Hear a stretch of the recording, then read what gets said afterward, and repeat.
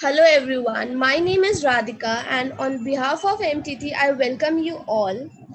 Today's our topic is MS Excel Basic and Advanced. As we all know, Excel is a very important and crucial part of in a computer world. Without Excel, we can't do anything, and it's a very important topic as well. First, I want to introduce mytrustedtutor.com. We are together from last many days. MyTrustedTutor.com is a marketplace for all kind of profession, teachers, academicians, and everyone. Our mission is to make quality education available easily and affordable to all. Today, our speaker is Sunil Saxena sir. Sunil Saxena sir is marketing and a technology professor in Management College. His areas of consultations are office automation, digital analytics, and people skills training. His major clientele are from small and medium-sized enterprise and education institution. He is also into many student-focused activities like career counseling, content development, personality development, public speaking, campus to corporate transition. Thank you, Sunil sir, for finding such an important topic for us and giving us the training. And one more announcement I want to make that at the end I will be sharing a feedback form which is compulsory to fill so that you can get certificate and it's for us as well for the attendance purpose. Over to you, sir. Thanks, Radhika. Thanks for such a lovely introduction. And let's start with our session immediately because we have to experiment out a lot when you have to master Excel. The only way you master out Excel is through experimentation. Basically, as Radhika introduced, I'm basically a trainer and more into corporate training, and we do a lot of requirement based training. So we take the requirement of the corporate and then we mold our trainings. Now in here in this case anyways, I have decided to teach you certain set of topics, so we will go ahead with it. uh, at the end of the topic is over, I will share you my email id plus my trusted tutor also will share my video onto their Facebook and YouTube channel. Probably you can still continue commenting over there and also let me know which area you would love to learn further in Excel, so that we can redraft our training as per your requirement. So today I do agree the training is as per my requirement, but not as per your requirement. But let us see how much I'm able to justify with the time frame all your requirement and all your queries. So let's see. Let's start off with a quick introduction of Excel on the PowerPoint presentation first. Then the next five. Then afterwards, you'll immediately get into MS Excel software itself. The moment I open MS Excel software, all of you will also open up your MS Excel software and start experimenting with me. So that's the best way we master out Excel. But as we always say, a basic theory is always required. So let's quickly browse through a basic Excel so you get an idea of what we're going to cover today also. So I just renamed it as Excel overview because we are covering basics as well as we are covering a little bit of advanced Excel into this session. Now, Excel, basically the idea of Excel is the idea of a spreadsheet software. And we all know that spreadsheet software helps us to analyze all numbers, do automate, calculations and all these activities are there. Apart from that, Excel also provides us with a lot of data representation tool.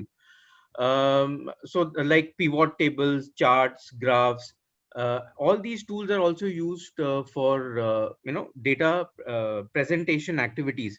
And then there are many other tools like the data ribbon provides us to do any advanced analysis also. But then the question always arises is people ask me, if I don't have Excel, then what should I do? So yes, there are other spreadsheet softwares which are available, out of which Google Sheets, all of you all are aware of. There are other equally good spreadsheets which are available, which you can actually download in case if you don't have Microsoft Excel. And some of them I've actually worked on.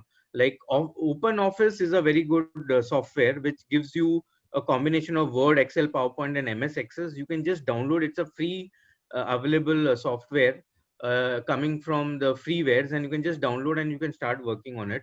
Similarly, LibreOffice I have worked on. So these two softwares I can vouch for. And when in my younger days I have worked on Lotus 123, so that was an software, once again a spreadsheet software, which was a craze once upon a time before Microsoft Excel came into picture. And if you don't have Excel, you can try out OpenOffice and LibreOffice. These are two. And secondly, Google Sheets. Now Google Sheet is a cloud based software, so you can access Google Sheets anywhere you are sitting, in your house, in your office and all. So that's the advantage of having a Google Sheets. Now, any spreadsheets will have a similar pattern design, something like MS Excel. So you have the ribbons on the top, which gives you various other options. Then you've got an file option if it is a higher version of 2007 and above, or you may have an office button, which will have other options like file saving, renaming, and all these things. Then a normal spreadsheet will look something like this. You have the rows and the column. You have got the cell address. So the active cell is the cell where my cursor is kept. You have got a name box. So when I'm teaching you naming cells, you remember where the name box is and why we have to name. We will see when we are doing practical part. So at present, you just understand the structure of the sheet. So you have the active cell. The cell address A1, A2 will be shown on in the name box. So you see where the name box is, then you see where the formula bar is. And of course, these are the columns and these are the rows. And then you've got number of sheets below. Sheet 1, sheet 2, sheet 3. By default, when I open a fresh Excel sheet, I'll have two or three sheets by default. Yes, I can add sheets, I can delete sheets, I can rename sheets. Those are the other aspects which we can handle with sheets. But generally, if you open any spreadsheet software, whether it is LibreOffice or Google Sheet or any spreadsheet software, it will be in this format itself. Okay, only thing is if it is a latest version, you will have the file option instead of the office button. That's the only difference. Rest is going to be the same. But yes, in the latest option of MS Excel, they have gotten many more data representing tools and data analytical tools. If you look at MS Excel 2010 and 2013, they've got pretty good advanced tools for data representation. Many times, even when we are teaching students, like we are calculating CLV values or we are doing any kind of data analysis, we use those tools. Anyway, so that's the probably not a discussion of today, but I'm just sharing the insight. That's it. Now, any spreadsheet has got certain operators on which we work when we put formulas. So you have mathematical operators like adding, subtracting, multiplying, dividing, and raised to is this symbol. You have then you have got relationship operators. Whenever you're putting a if condition, you need a relationship operators like the equal to sign, greater than sign, less than sign, not equal to, greater than equal to, and less than equal to. And you also need logical operators, especially when you're working with if, that is and, or, and not. So as we go ahead and as per our time limit, we will see how much we can cover in terms of logical tools and all this. Otherwise, at least I have one basic if to cover for you at present. Then, of course, initially when we start working in Excel or any spreadsheet, we need some basic operations. Now, many more shortcuts to go, but that we'll see at a later stage. Currently, we understand few shortcuts, that is Control C to copy, Control V to paste, Control X to cut. If I want to edit a cell, either I overwrite on the cell or I press the F2 function key. And if I want to make a cell reference absolute, so that when I'm copying the formula, the cell address doesn't change, I have to either put a dollar sign with my physical hand, or I can use F4 function key to make it absolute. So all these four shortcuts will be helpful to us when we work today. So copy, paste, copy, paste, and cut. Oh, I'm so sorry. Instead of writing cut, I've written paste over there. It should be cut. Okay. And Control X is to cut, and Control V is to paste, and Control C is to copy. And F2 is to edit, and F4 is to make your cell absolute. So initially we work with this shortcut key itself. And now, how do we go about handling this Excel? Because it's a combination of more of practical than theory. So quickly, I'll browse through what we're going to cover in practical session today, and then we immediately move to our spreadsheets.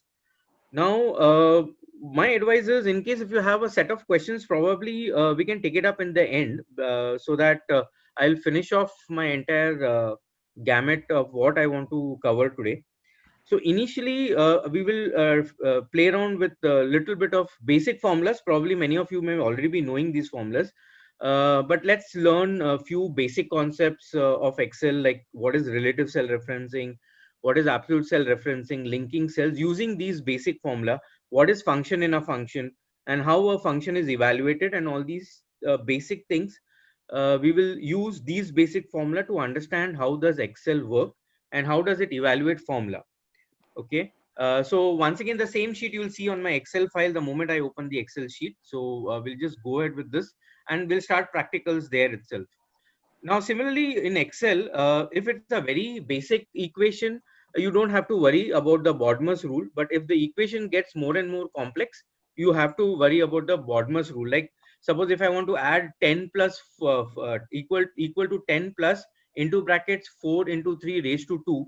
So we are indirectly telling Excel is first you do something which is there in the brackets, okay, and then you raise it to 2 and then you add 10. So basically, Bodmer's rule works in Excel very well. So you've got to understand the Bodmer's rule whenever your equations get more and more complex. Like say, for example, if you're doing some financial calculations and we are trying to get the future value, or we are doing some NPV kind of a calculation where we are discounting the cash flows and also there the equations or the formulas are very complex. So there you've got to understand the Bodmer's rule. Otherwise, the calculations can go wrong. Once again, any formula in Excel starts with a equal to sign or a plus sign. So some people use plus, some people use equal to. There's no issues on that, whichever the way they are comfortable on it. Okay. Um, then yes, we will touch upon few basic concepts: relative cell, absolute cell, naming, linking, and function in a function. Just few minutes from now. And few syntaxes, I thought before even I touch these logics, I have to just explain it to you, is that every formula has a syntax. Syntax is a grammar in which the formula has to be put, or the variables or the parameters or the requirement. Like say for example, if I talk of if condition, it has got three variables over here. It has the logical test, it has got if the logical test is true, then what it should do, and if this logical test becomes false, then what it has to do. So you've got three parameters which are coming into this particular function. Okay, so you have to understand how this syntax looks like.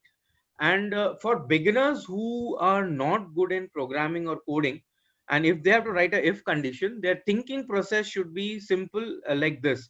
They are always have to think in one direction, not in two direction, otherwise they get confused with if condition. They have to understand in one straight rule, like if the logical test is true, then what I should do, otherwise what should happen. So if the logical test is true, then do the following steps if it is true, else do the following step it is false. So that is how your thinking process should move. Anyways, once again I'll come back to this, but I'm just putting it so that it gets pictured into your mind ki what exactly the thinking process is. So if the condition is true, so always think that way. If the logical condition is true or logical test is true, whichever way you want to understand, whether you want to understand as condition, because I'm used to coding, so we are used to talking, instead of calling logical test, we say condition. If the condition is true, or we can say if the logical test is true, then do this, otherwise do this. So this is the way your thinking process should go. Similarly, when we talk of, then of course, these things are there in my Excel file, how you put the if conditions and all. So that this part we will do simultaneously along with me. And this is just for your, idea. This is the formula which I have put into those cell addresses. Okay. Then we try to touch upon two components of VLOOKUP. One VLOOKUP is uh, for true and one is for false.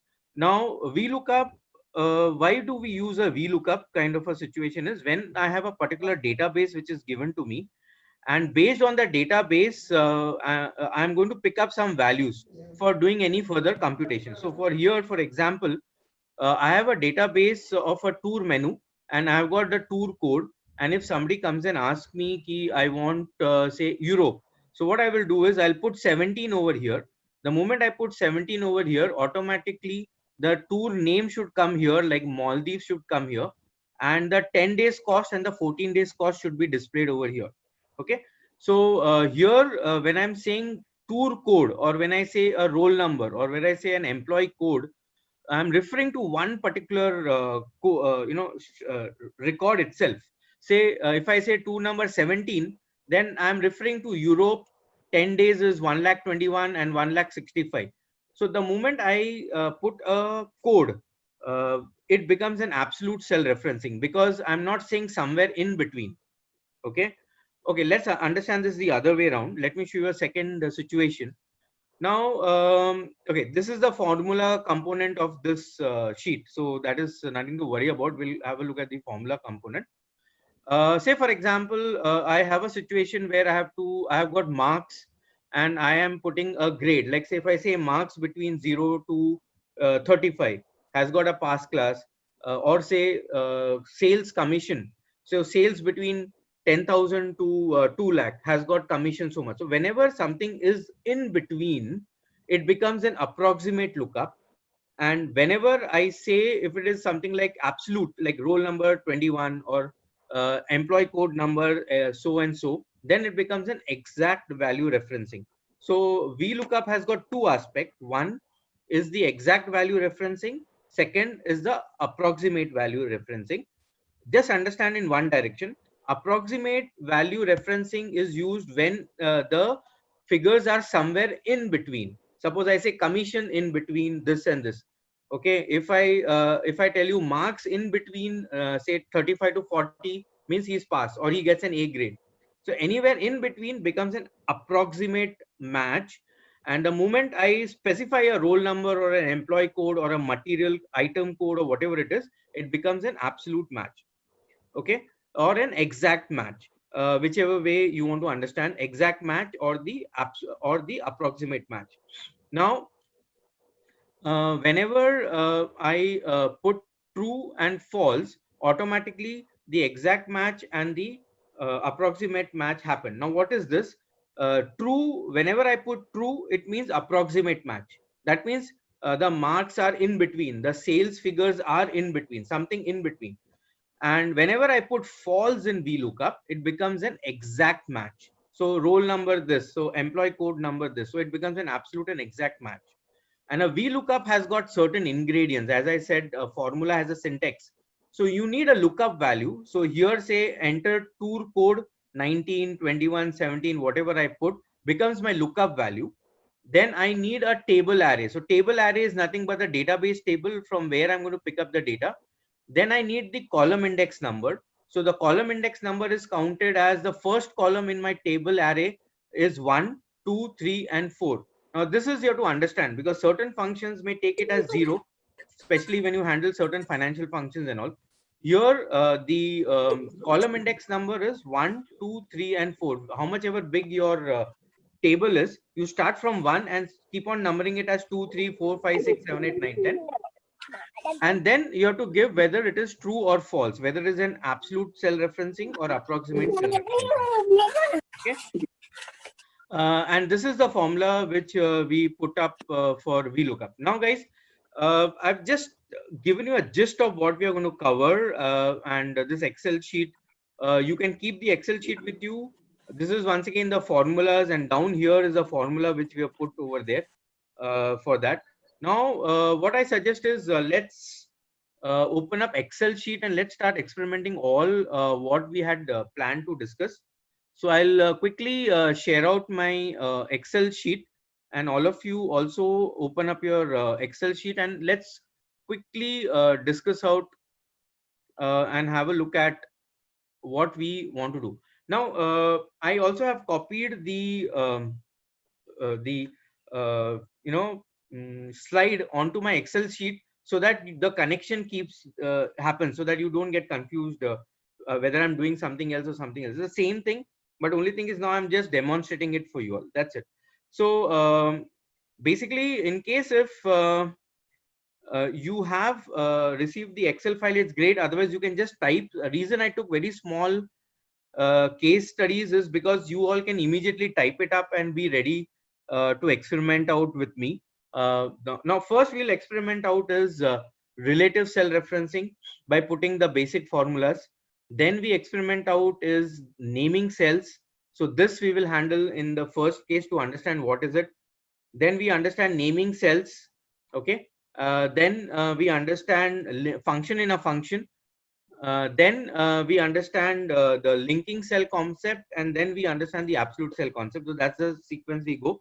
So that's how we go ahead, the sequence in which we will understand these basic concepts. Now, all of you all, I hope just one or two unmute and just tell me, are you all ready with your Excel file so we can quickly, or you would love to hear me first? Let me demonstrate it to you and then you practice it out, whichever way you are comfortable with it.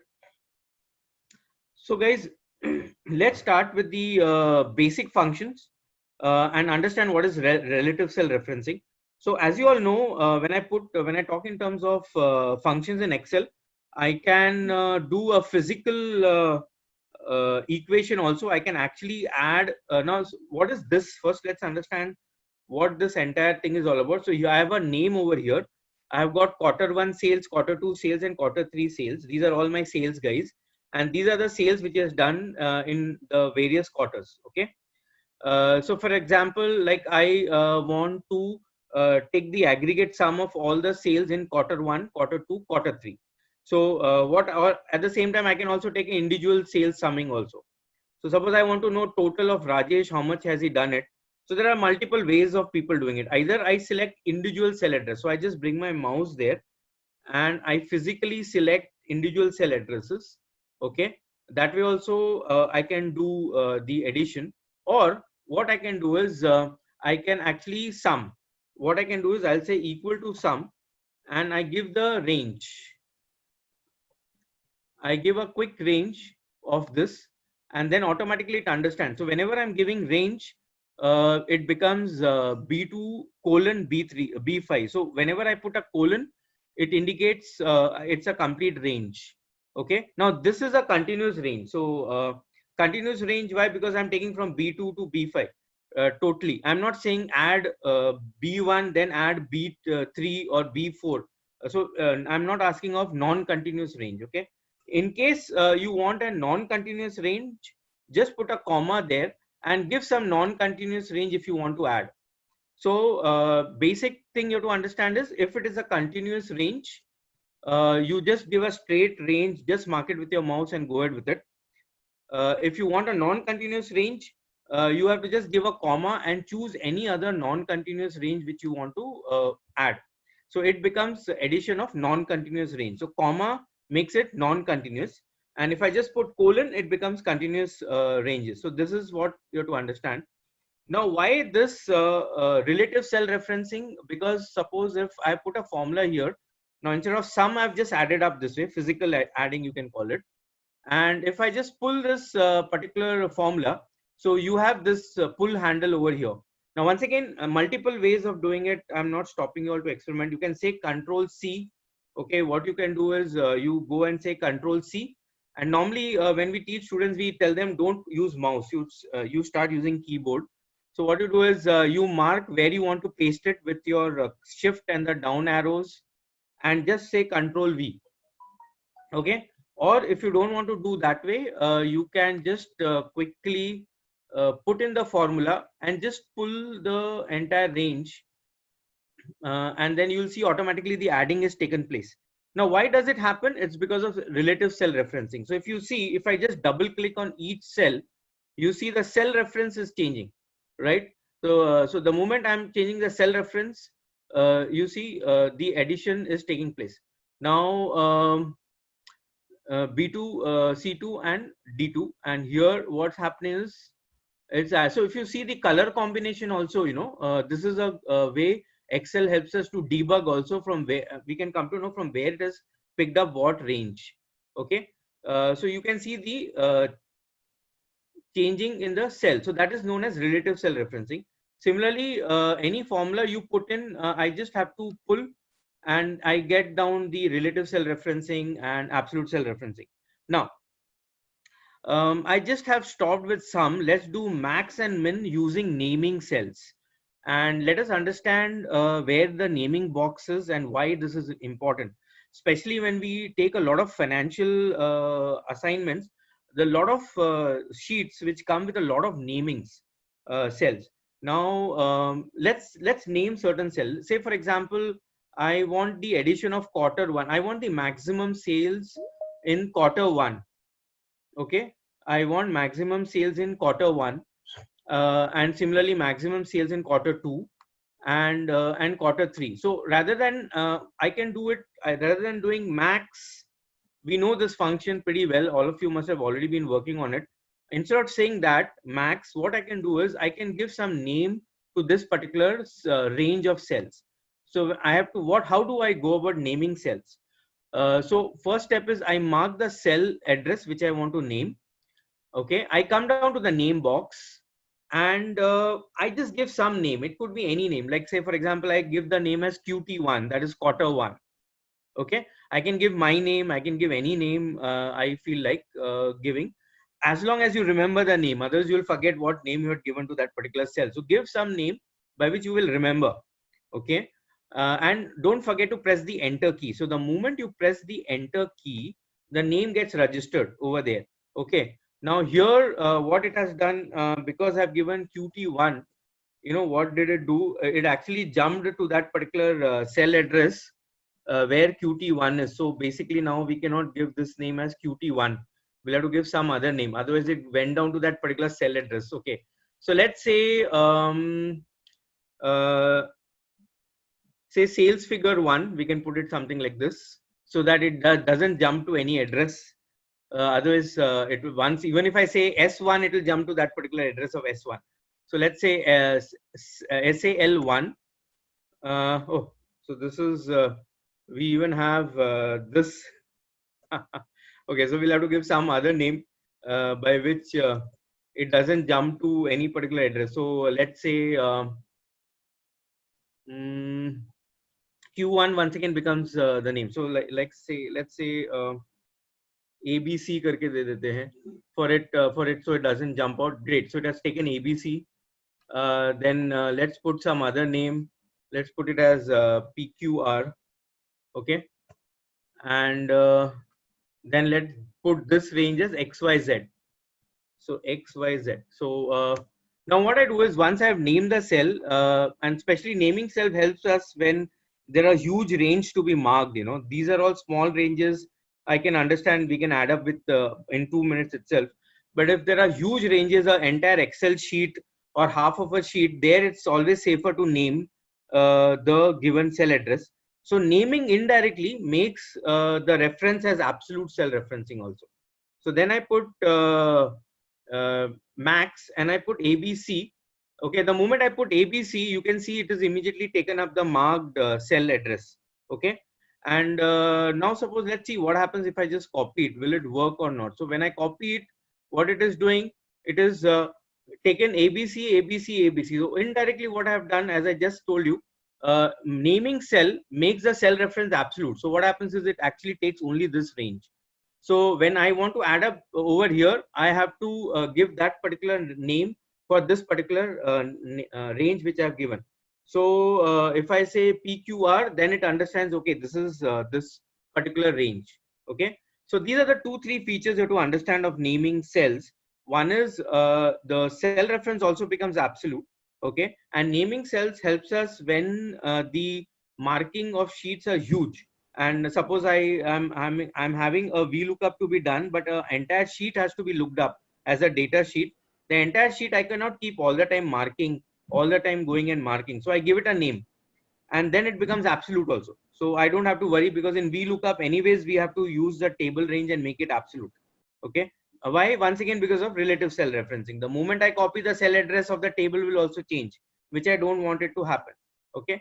So similarly, if I say equal to say max of I think so, this I give it as P XYZ. So XYZ. Okay, and so it comes down over here and makes it XYZ. Okay. Now one thing we have to understand also is where are these names stored?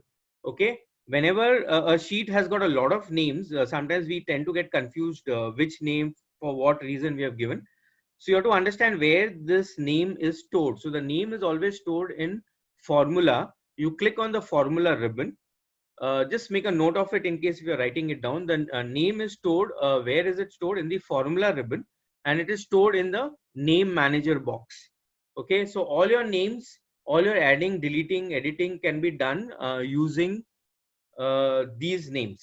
Okay, so ABC, PQR, ABC, PQR, and XYZ, whatever names we have given, we are all stored here. So tomorrow, even when you're debugging a sheet, you can go back to this name and try to understand where the name is. So the name is once again stored at the formula ribbon bar and name manager. So you got to understand this.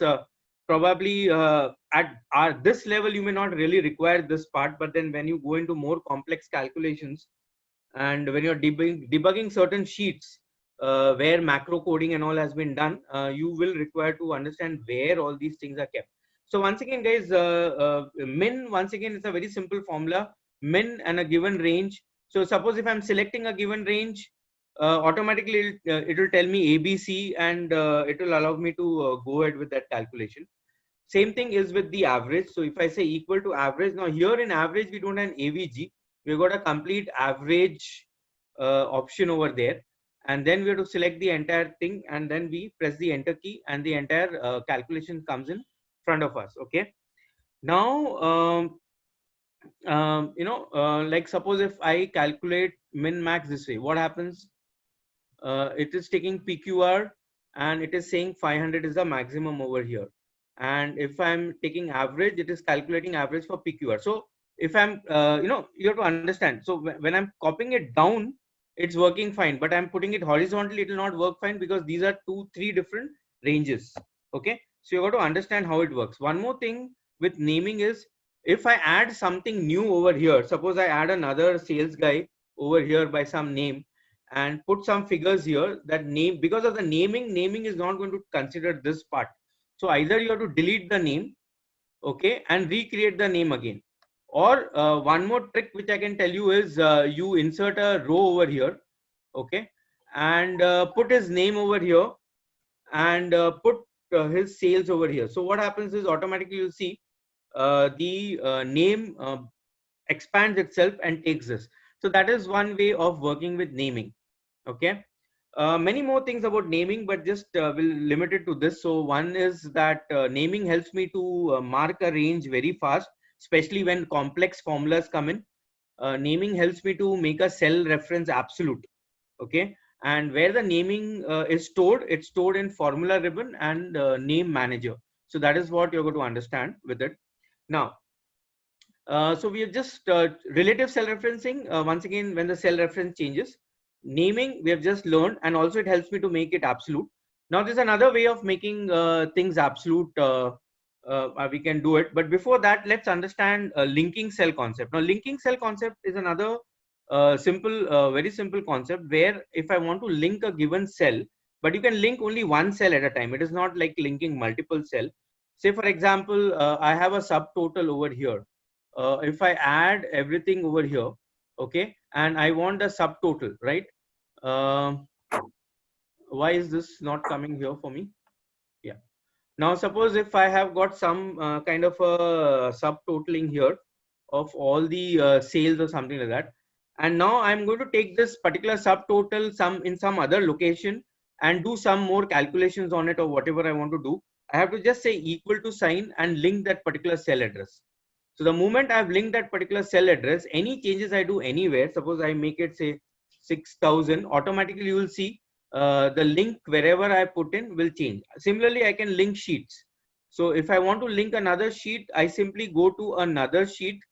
Wherever I want to link, I just say the equal to sign, and I go back to the sheet from where I want to link that particular value, and I press the enter key. So you look at the formula bar, see what it is telling me. Basic formula. Actually, what I've done is I've given the sheet some namings.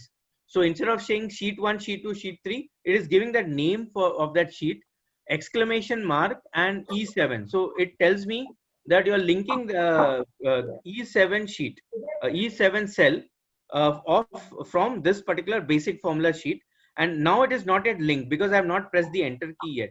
Okay, so the moment I press the enter key, it gets linked. So any changes I make over there will be reflected over here. So all your account statements and all are done using linking cell itself.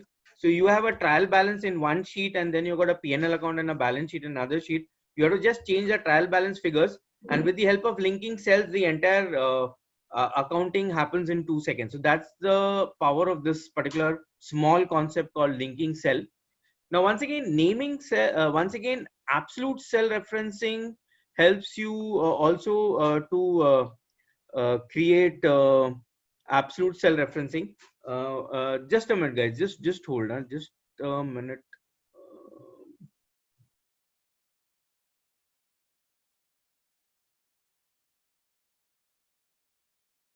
Okay, now when I talk in terms of absolute cell referencing, once again, as I said, I want a particular cell to be referred even when I'm copying a formula. Say, for example, let's take just a rough example. Say, for example, suppose whatever sale it is, and I want to add, say, 300 rupees for it for whatever reason.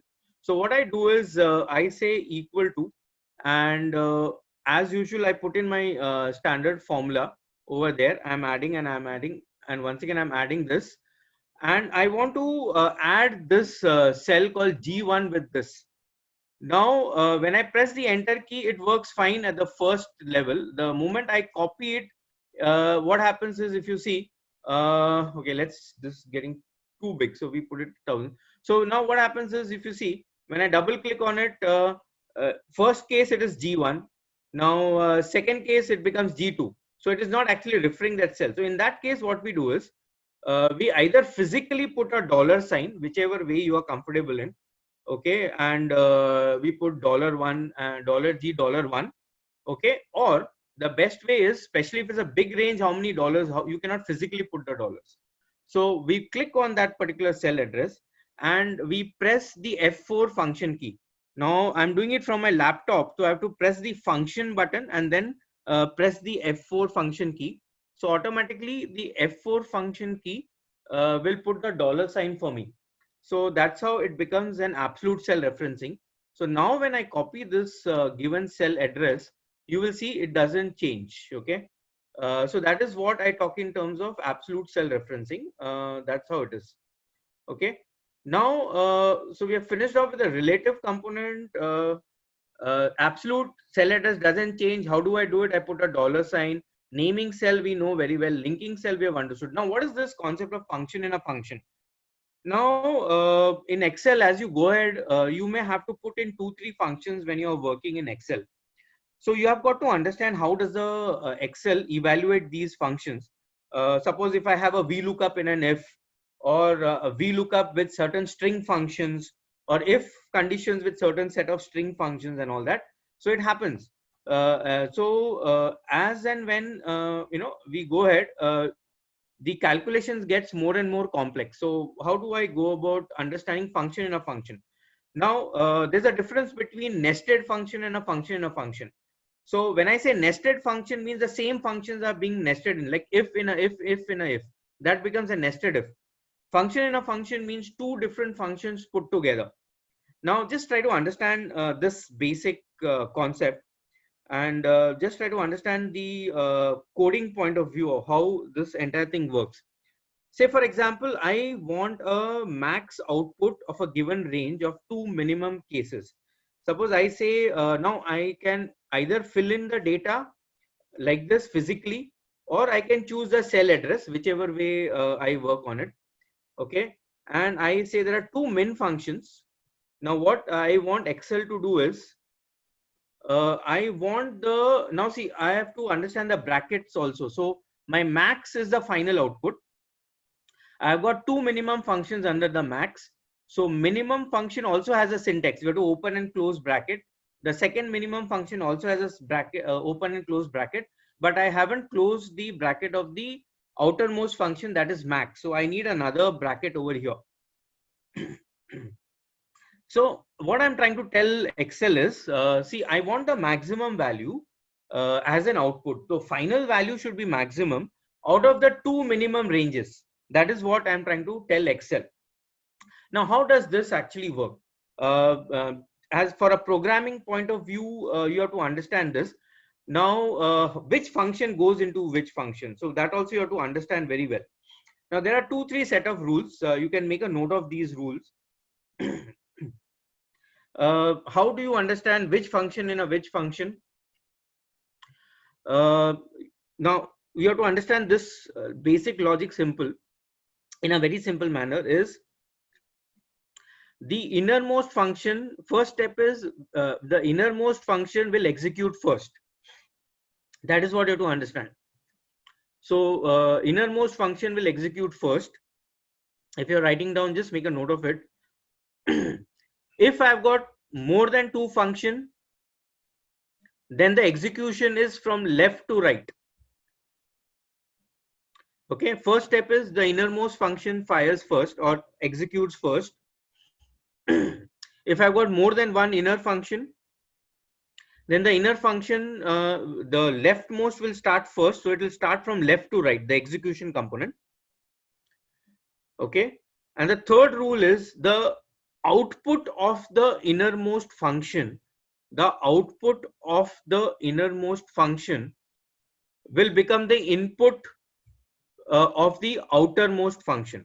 I'm just repeating it again. The output of the inner function, the output of the inner function will become the input for the outermost function. Okay. Now this is a very simple equation. Let's understand what I've just told you. Now looking at this equation, I and you can immediately tell what is going to be the maximum value. Why? Because if I have to start executing this from left to right, so in the first case, minimum of 10, 20, 30 is 10. We know that clearly. Okay. We know that clearly. 10, 20, 30 is 10. So once again, as I said, the innermost function will work first and it will start from left to right. So सबसे पहले left में हम देखेंगे minimum 10, 20, 30. So 10 comes out of this minimum. Now next minimum out of 40, 50, 60. So which is minimum 40. So ultimately if I have to substitute this, it will be equal to max 10, 40. Okay, so what we have understood is the innermost function output has become the input for the outermost function, which is nothing but 10 and 40. And now the max will understand, okay, 10, 40, which is maximum, 40 is maximum. So when I press the enter key, we should get 40 as an output. Now, how do you understand this visually? Because many times it becomes very difficult to understand. There's a very good way we understand it visually, and whenever we are confused with our formulas, we go to that help immediately, and that is known as evaluate formula. So just make a note of this. If I want to evaluate my formula, where is that function kept there?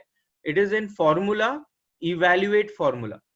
Okay, formula, evaluate formula. So when I click on that evaluate formula, okay, first step is which formula you want to evaluate. You select that cell address.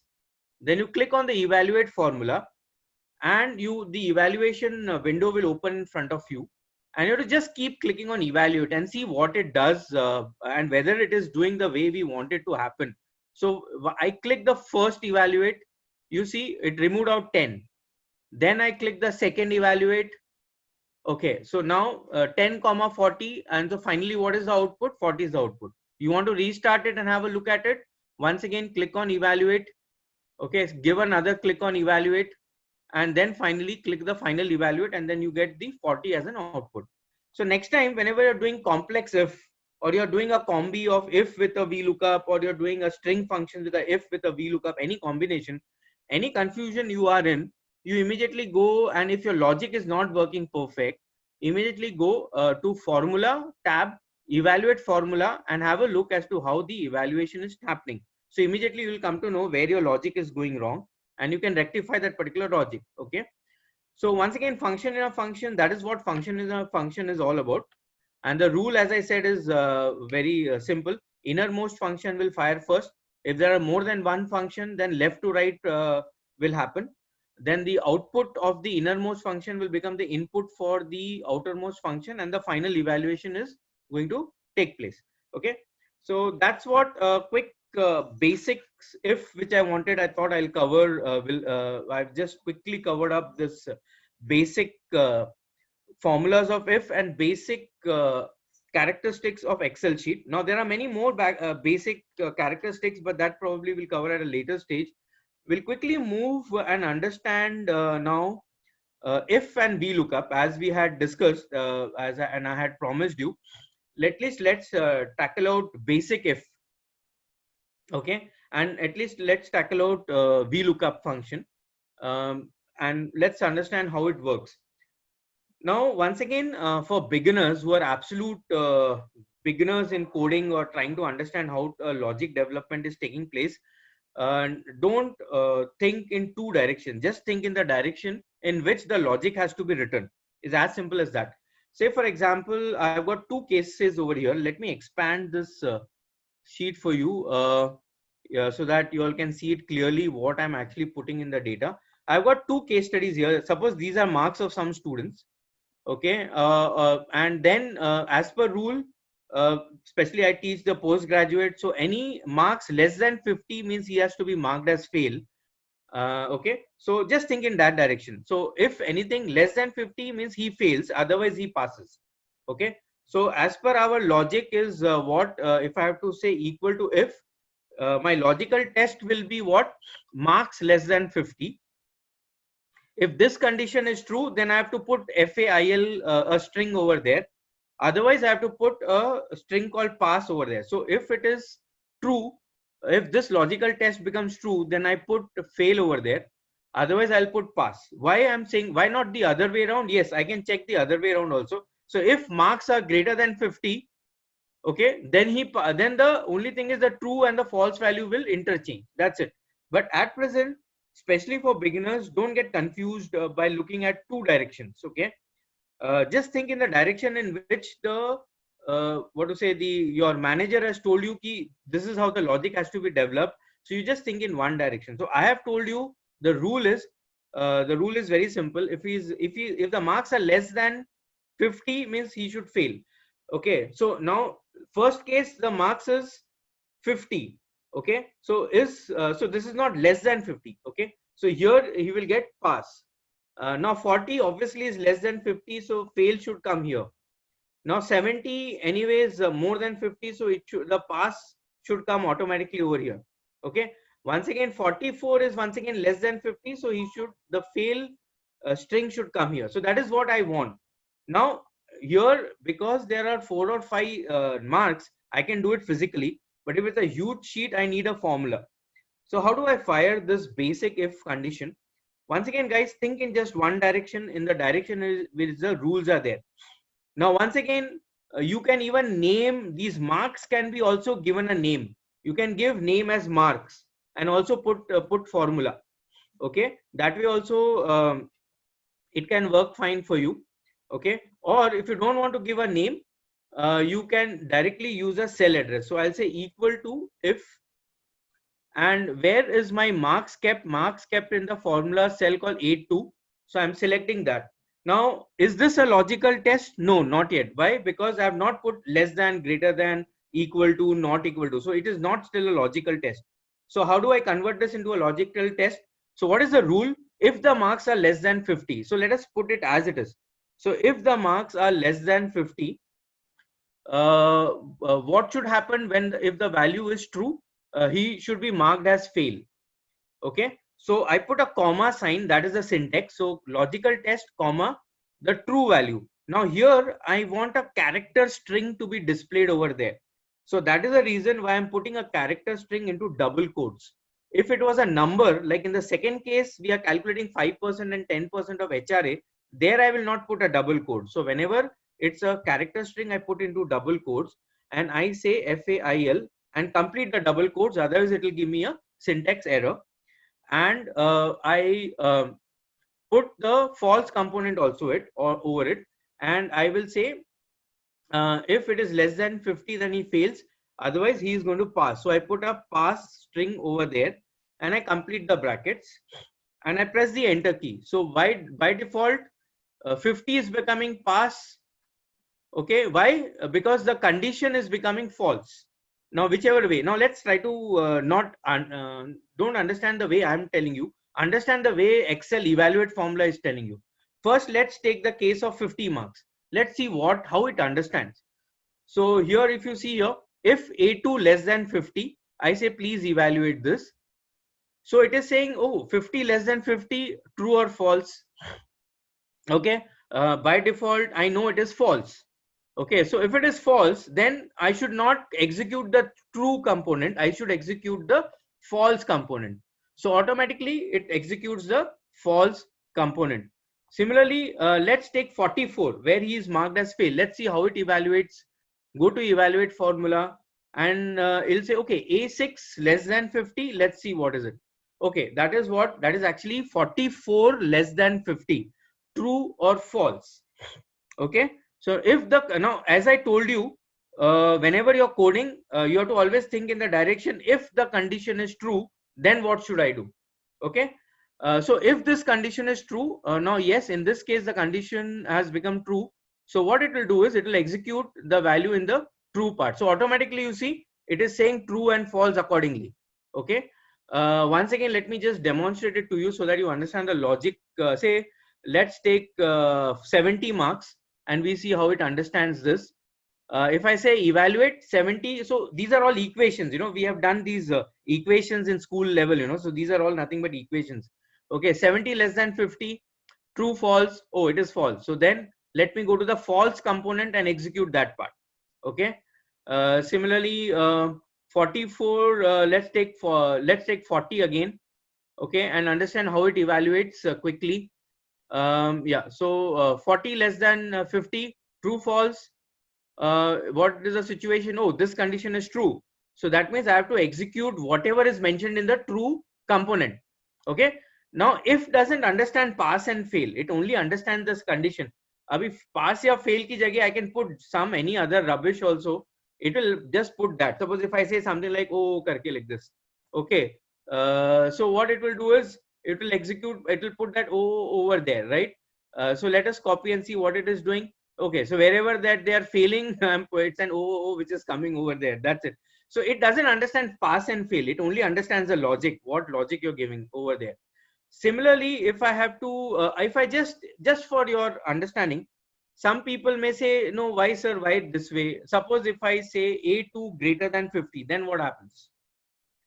Okay, A2 greater than 50, then what happens? Then of course I have to, now once again how you're going to write the logic, if the condition is true. So suppose if I say if the marks are greater than 50, if this condition is true, then I have to only interchange the true and the false part. So I will put here as pass and I will put here as false. Okay, that's the only interchange which I will do. But there will be one flip in this case. Is the flip will be I will have to say marks are greater than, if I say greater than 50, then what happens to 50? So I'll have to say greater than equal to 50, then it is pass, otherwise he fails. Okay, so I will have to just change this accordingly, and I will just interchange this and I say greater than 50, sorry, greater than equal to 50, then he passes. Okay, otherwise he fails. Okay, okay, and then complete the brackets, and I just have to do this, and I just copy it. Okay, so it automatically understand where it has to put fail component, and here once again the equation will change accordingly. Now let's take 50 situation and go to evaluate formula and understand how it is evaluating. So what it is doing is when I click on evaluate, it is saying is 50 greater than equal to 50, true or false? Of course it is true. So what is there in the true component? There is some string known as pass. Okay, I don't understand what is it, but I have to dump that because that is the true component of it. So it will dump pass over there. Okay, so that is how it understands. So there's the same way, a quick look at this, then we move to VLOOKUP. Same thing is over here. Now here the same situation I've said is the same way. Here I've only put calculation, that's it. Just to show you, we can do calculations in if condition, that's it. So if the salary is less than 5,000, then the HRA component is salary. We have to calculate 5% of the basic salary. Otherwise, we have to calculate 10% of the basic salary. That's how the rule is, or the equation has to be typed in. So if the salary, so if the salary is kept in which cell, it is an 810 cell. Sorry, I have to start with the if condition. If that particular salary, now just follow the rule. Don't think in the other way direction. If that salary is greater than 5,000, then what I should do, I should calculate 10% or 5% of the basic salary, because that's the true component.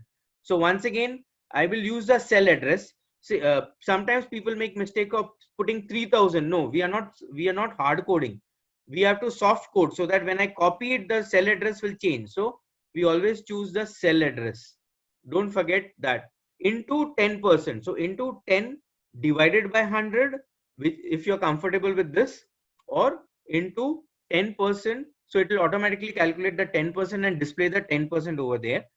And if this condition is true, then calculate the 10%, otherwise calculate the 5%. So into 5 divided by 100, or you can also choose 5%, whichever way you are comfortable in. And once again, if you see here, now these are calculations, these are numbers. So I have not put them into double quotes. So that is what you have to understand. And I have to complete my bracket. That is very, very important. And then I press the enter key. So let us see what does it do. Okay. And whether it is working fine or not. And as usual, I just copy this particular, and because of cell referencing, it changes. So we can also quickly go and have a look at the evaluate function if we have to understand it in a better manner. I choose the first one. I say evaluate 3,000 less than 5,000, true or false. It is true. So what is there in the true false? Oh, I have to calculate the 10% of that particular cell address, which is 810. Fine, whatever is in that, I have to just calculate, because I don't understand it is salary or it is just some number. Okay, I say 3,000 into 10%. Okay, or yeah, the third way I could have also multiplied it by putting as 0.1 also. That is also fine over there. And I just put 300 and I display that 300 over there. So that is how if condition works. So just concluding with if immediately is, you have to understand how the logic has to be written. You have to first understand the syntax. The syntax is logical test, true part and the false part. And always think in the direction, if the logical test is true, then what should happen? Otherwise, what should happen? This is for the initial coders. Okay, the initial beginner should always think in one direction. Don't think in the second direction, otherwise you'll end up getting confused. So when I have given you a rule, if marks is greater than equal to 50, so you put the equation greater than equal to 50. Then what should happen in the true part? False, pass, and in the false part it should be fail. Okay, so that is how it has to be evaluated. So you have to understand, that is the way you do. Similarly, if I change anything, suppose if I say, if the salary is less than say 10,000, why 5,000 only? Let's say if it is less than 10,000, only thing then what you have to do is, यहाँ पे equation में you have to just change it to 10,000. That's it. If it is less than 10,000, then 5%. Otherwise it is 10. Otherwise it is 10%. That's it. Okay. And then fire this particular formula, and then accordingly it will do the needful for us. Okay. So if it is less than 10,000, then do something. Then if this condition is true, okay, here I put 1,000. If it is less than 10,000, if this condition is true, then calculate the 10%, otherwise calculate the 5%, whichever way you understand. So whatever equation I give in the initial stage, it should be as simple as understanding the logic as it is. If the condition is true, then do the true activity, otherwise do the false activity, and think in that direction if the condition is true. So it could be anything. Okay. Anyways, we could solve few more equations at a later stage. Probably we have to touch another important function as promised, that's VLOOKUP. But I hope you have understood the basic if, how it works, and how you have to understand when it comes down to coding. Okay. Now it could be anything. Like suppose I put in another number and I want to print the greatest among the two. So obviously I have a max function to that. But what I can do is I can say I can just say if this cell address now in one direction, I want the greatest one. If that cell address is greater than this cell address, if this condition is true, then print this particular cell address, otherwise print this particular cell address, whichever way. Okay. Either ways, I want the greatest to be printed over there. Okay. So suppose if I make this greatest, so automatically it will change accordingly. So if the condition is true, uh, that is the logical test. And then if that condition is true, the true part and the false part. So that is what you have to understand. Basic if. Now that's the beginning of if. Now we can get into too many complications. Like you can get into if in a if kind of a situation, nested if. Then we can go with if with and or and not kind of a variation. To complicate it further, I can have an if with a VLOOKUP. I can have a if with various string function. I can have a if with a date function. So the moment I'm saying if with a date function and a VLOOKUP function, once again the concept of function in a function comes into play. So then you have to understand whether VLOOKUP will be outside if or it should be inside if, or if has to go inside and outside.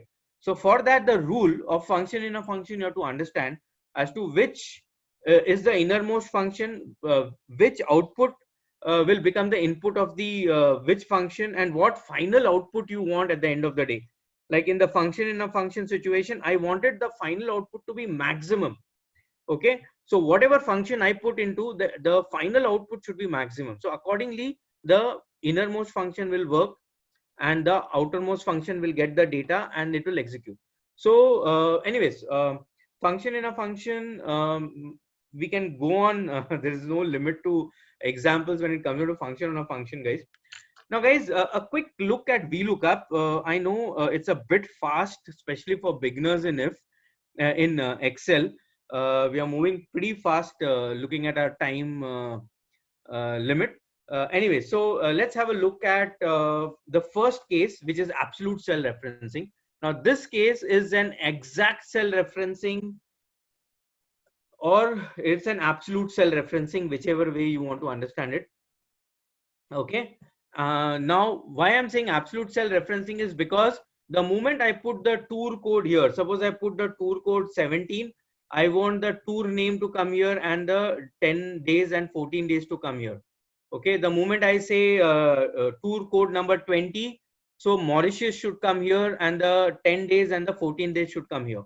Okay, so this becomes an absolute cell referencing, right? So let's quickly move and have an understanding of VLOOKUP. Now I have coded it in a particular fashion. So I have a database table from where I'm going to pick up the value. Okay.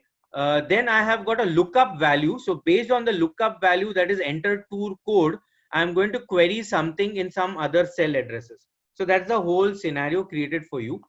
And as per the rule, the table, when you create, the first field of that table or the first column becomes column index number 1, column index number 2, column index number 3, 4, 5, 6, 7, 8, 9, 10. That's how it goes on. Okay.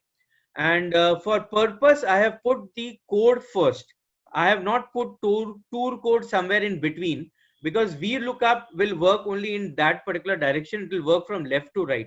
So if it is roll number, employee code, always it should be put into the first row. That is the rule. Okay, it will not work from left to right or up or down or something like that. No, it works in one direction. Okay, from the leftermost, it moves to the right direction. Okay. If you want it to work in various directions, then we have got other functions like index, match, and all that we can touch at a later stage. Now, as per the syntax, just quickly looking at VLOOKUP, I type VLOOKUP. Okay. Of course, I press the tab key instead of typing the entire word. I press the tab key so that it comes immediately. Let me expand it specially so that you're able to see it more clearly. How I'm putting this VLOOKUP function. I'll say VLOOKUP. I have purposely colored the cell blue color wherever I'm putting the formula or wherever there is input, just for our understanding that there I've got to put in the formula. That's it. Okay.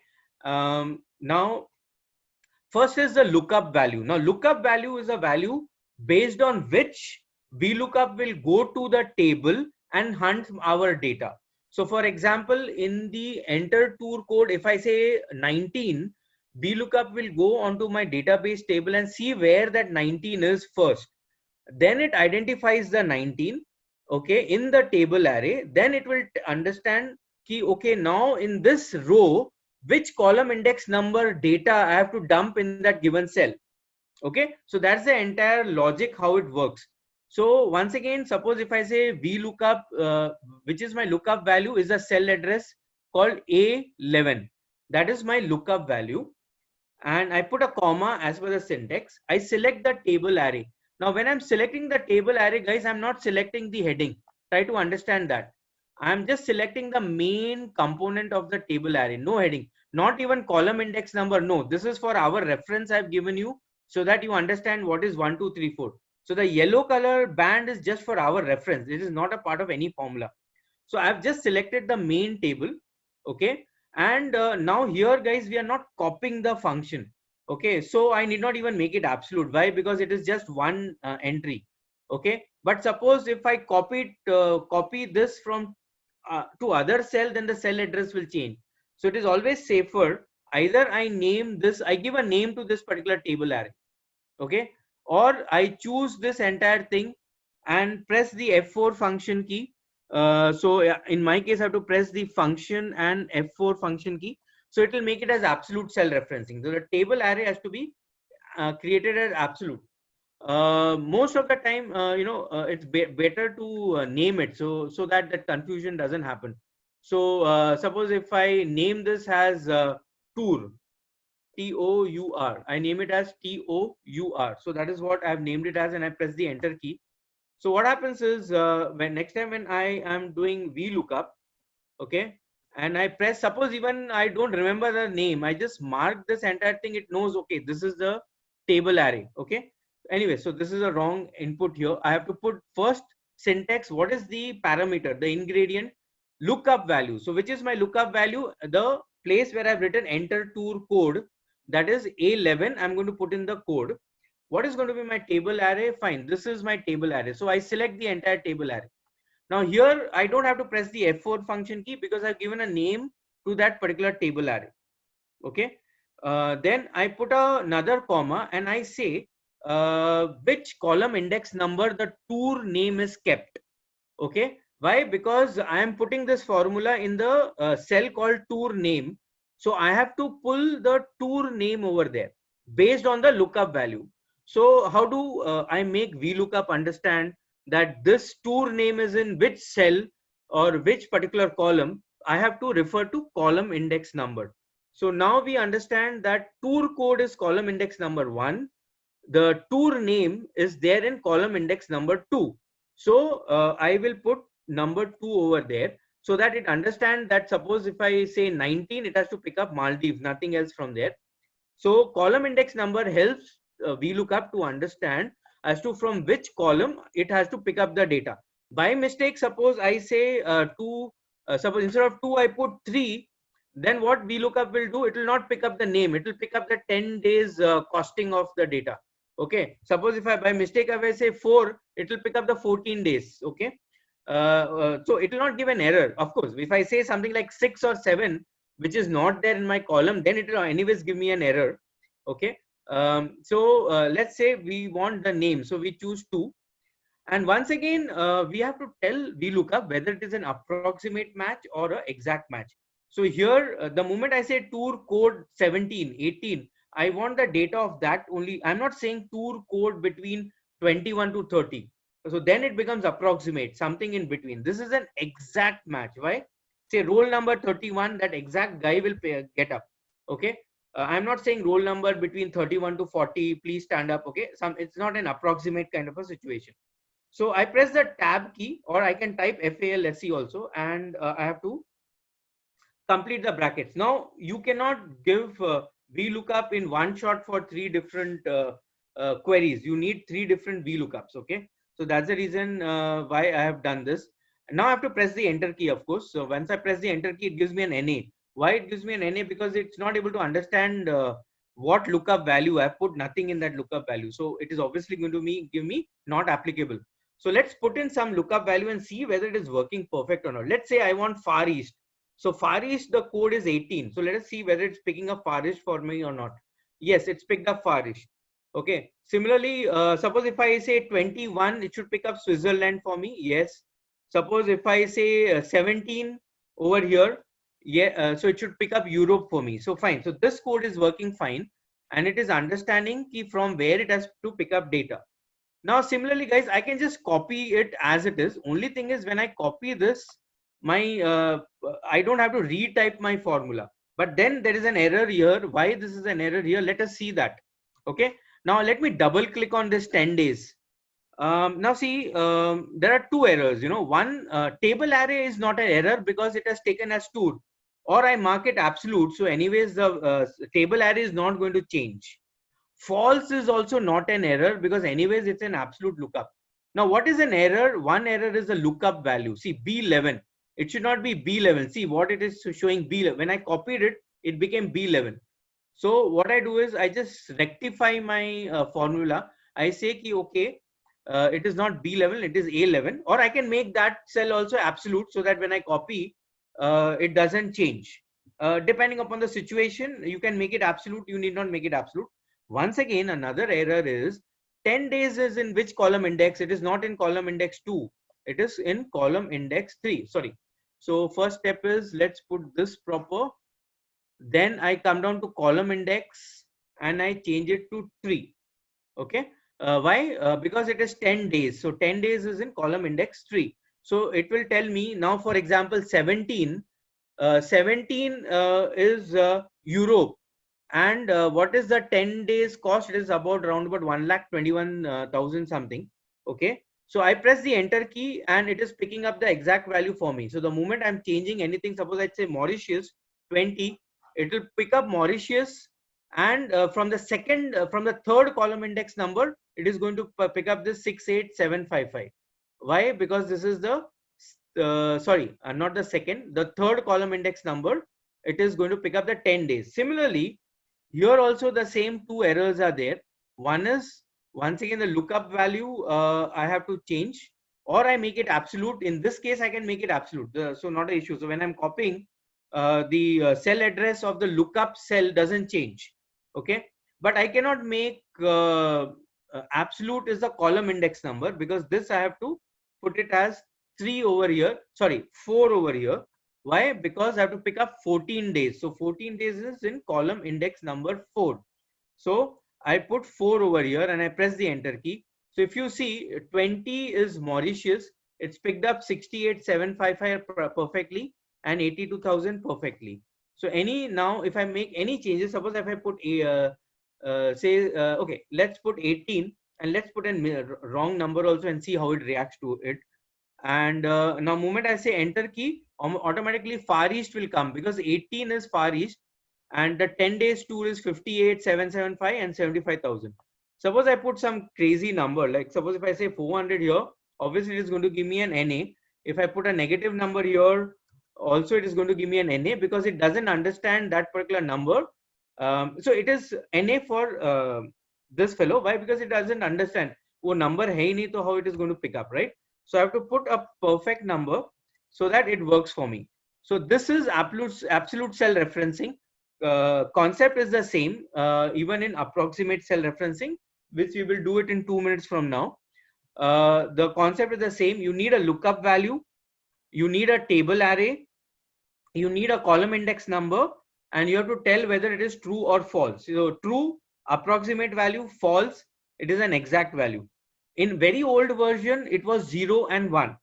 Okay, in the newer version, they mentioned true and false. Okay, in some version, instead of saying true, false, they have put approximate and exact. So as the version changed, the concept is the same, but they kept renaming things, So in this, this is my version is 2010. So here they say true and false. Okay, it's fine. Otherwise, you put 0 and 1, whichever way you're comfortable. And if I don't put anything, by default, it will take it as true. Okay, so that's the reason by putting true false becomes very, very important. Otherwise, by default, it takes it as true. One more thing, guys, you have to understand about the syntax is anything which is there in a box bracket, if you see here, is an optional entry. So even if I don't put it, it is going to work. It will not give an error. Okay, but then what happens is by default it will take the value as true, or it will take the value as 0. That way you have to understand it. Now let's take a case of grade. Now grade, there are approximate value may confusion. Where it happens is here. Suppose if I say sales figure, commission figure, or I say marks. Suppose if I have to say marks between 0 to 35, he should get a pass class. Okay. Then 36 to 45, he should get a second class. Okay. And then 46 to 60 should be a first class. And then 61 to 75, he should get a distinction. Now here, if you see the way I have coded it, I have put into ascending order small to big. I have not put big to small. Rule number 1. So whenever there is an approximate kind of a thing, whenever you code it from small to big. Always remember that. And especially when it is in between, confusions can arrive in this situation. So another way I can also show you is, I'm just putting the grid line just for us to understand where I'm putting the data. Other way is, what I can do is I can give a range, especially in commissions and all. I prefer this way. Suppose if I say 0 to if I say 35, then I will say pass class. Okay, something like that. Or commission between 0 to 10,000, or sales figure between 0 to 10,000, then the commission is 10%. So I'll put 10% over here if it is a commission. Okay, so I put it as pass class. So you have to understand how this construction has to take place. In case if this is confusing you, the first construction which I have given, that small to big, if this is confusing you, then you put it into this kind of a situation, and don't put it in one condition. Okay, like in other words, don't put something like this. Don't say 0 to 35. It will take it as a character string. It will not understand what is it. Okay, so put it into two different ranges, 0 to 35. Then suppose if I say, okay, now we are just following the same function, so we can keep changing the rule sets. This is the rule set. Okay, the rule set is this, so we can keep changing the rule set. Now suppose if I say 35 ho gaya, so 36 se hame lena hai next one plus 1. Okay, say to 45 karte hain. So as per my rule, then he comes down to be a second class. Okay, then once again I say 46, I take 45 ke aage and put him up to 60. Okay, then I say he comes as a first class. Okay, whichever way I want to put the equation. Only thing you have to understand how this has to be constructed, especially when it is an approximate lookup. Okay, either you put it in one direction like this, but small to big. Remember that, not other way around, not big to small. It will not understand. It will make an error. Or you put it into a grid format like this. Now I say 61. Maximum is 100. Nobody can go beyond 100. Okay. So here once again I have to give a concluding statement. Maximum 100. Don't allow it to go beyond 100. Then he gets a distinction. So this is the difference in which I am putting it into a grid format and a non-grid format. Okay. So this is how we construct a table when it comes down to approximate. Now this could be anything. Huh? This could be sales figures. This could be percentage of marks. This should be commission. This could be anything which is approximate, in between, something like that. Okay. So either you put it into one single format or you put it into a grid format, whichever way you are comfortable in. Both will work. Only when you're putting it in this particular format, like the range format 0 to 35, put it into two different cell addresses. Don't put it into the same cell address. Now a quick VLOOKUP. Anyways, we know what is it. See here in the first case where I put it in a very single form, it is column index number 1 and column index number 2. Now here in this case, it will be column index number 1. So this will be column index number 1. This will be column index number 2, and where my grades are kept, they are kept in column index number 3. That's it. That is only change in the column index number will happen. That's it, and there will be no other change. Okay, that difference you have to understand. So let's fire both the sequence and see what happens. A quick firing of it. VLOOKUP once again. What is my lookup cell? My lookup cell is this marks over here. not the lookup cell will never be on the database table. Remember that it is going to be in some other location. So my lookup cell is the marks over here. Once again, I choose the table array. So I'm choosing the table array. Here I have not named it. So what I can do is I have to press Control F4 and I am going to make it look absolute. Okay. And then where my grade is kept, it is kept in column index number 2, right? In this case, so I put it as 2, and then it will ask me whether it is approximate or it is exact match. It is approximate, so I choose true, and I complete. I have to complete the brackets to make the VLOOKUP function fine. Okay, and then when I copy, then we have to cross check whether it is perfectly working fine or not. Okay.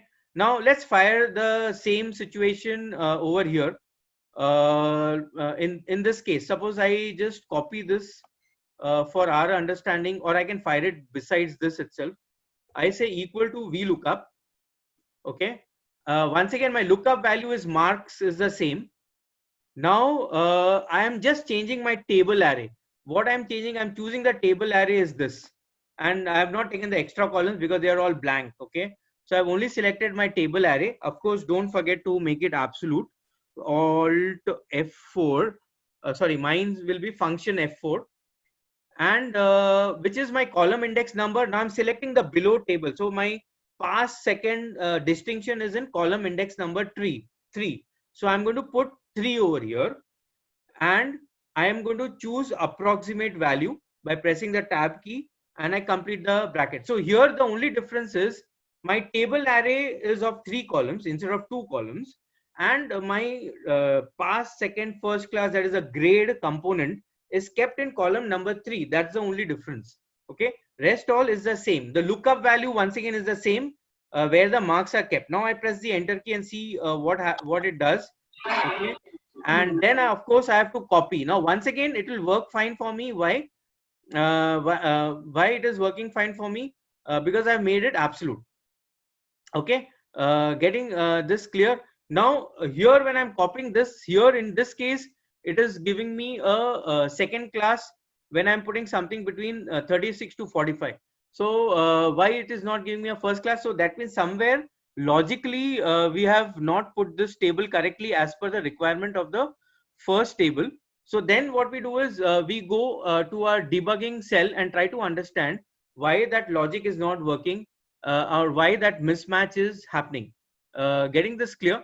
Okay, fine. So I mean we can still go back and have a look at this particular table and try to reconstruct it and see where we are going wrong. So 0 to 35 is perfect over here. Then we have to always take the second cell. So it will be 36 to 45, then 46 to 60. So I think so here we have to make it as 44. I think so. We cannot take 45 because we are considering 45 onwards, right? So it should be 0 to 35 is one thing.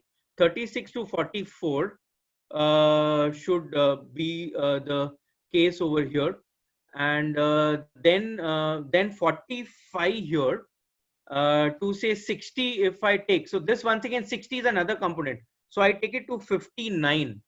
Okay. That kind of sequencing I do, and here I say let it be from 1 minute 60 onwards, 45 to 59.